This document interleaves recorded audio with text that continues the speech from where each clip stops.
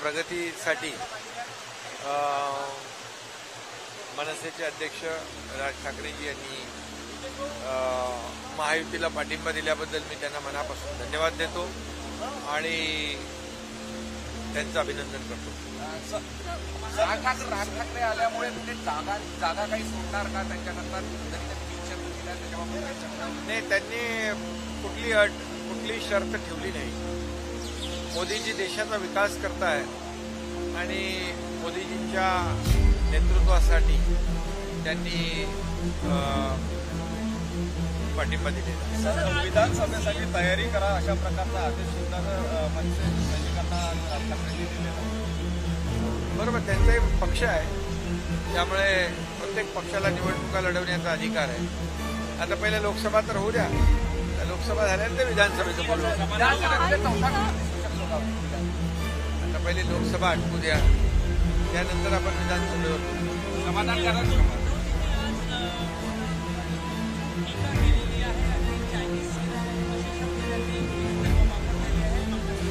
कुणावर? अच्छा, त्यांची कुठली आहे? पुन्हा बसा. अरे ही शिवसेना बाळासाहेबांची आहे, बाळासाहेबांच्या विचारांची शिवसेना आहे, काँग्रेस प्रणित शिवसेना नाही.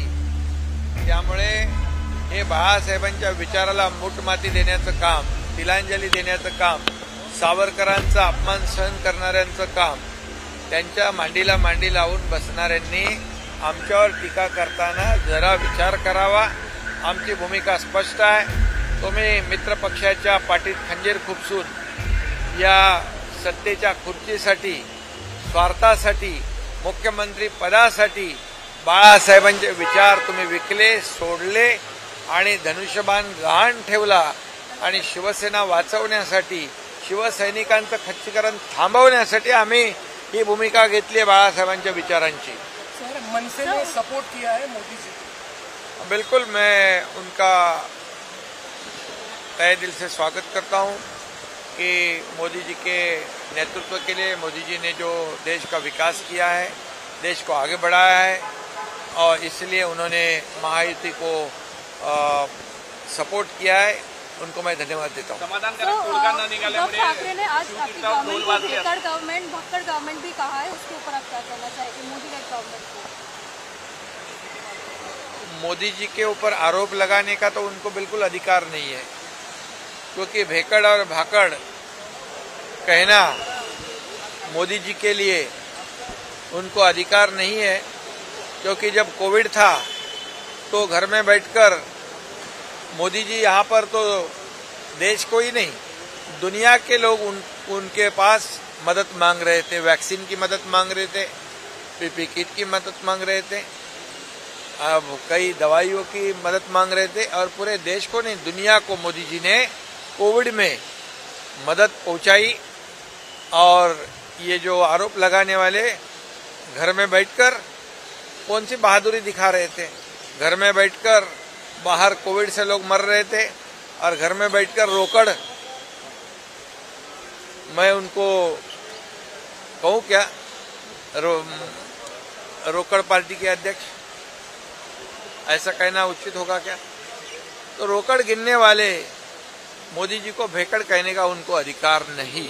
समाधानकारक तोडगा न निघाल्यामुळे जे आहे आज शिवतीर्थावर ढोल वाजल्याचा जे मतदारसंघामध्ये समाधानकारक तोडगा न निघाल्यामुळे शिवतीर्थावर ढोल वाजल्याचा मतदारसंघामध्ये उमेदवाराच्या प्रचाराकरता स्वतः पंतप्रधान येणार आहे, कसं पाहता या? नाही, प्रधानमंत्री महोदयांनी महाराष्ट्रामध्ये अनेक सभा दिलेल्या आहेत. महाराष्ट्रावर त्यांचं पहिल्यापासून प्रेम राहिलेलं आहे आणि खरं म्हणजे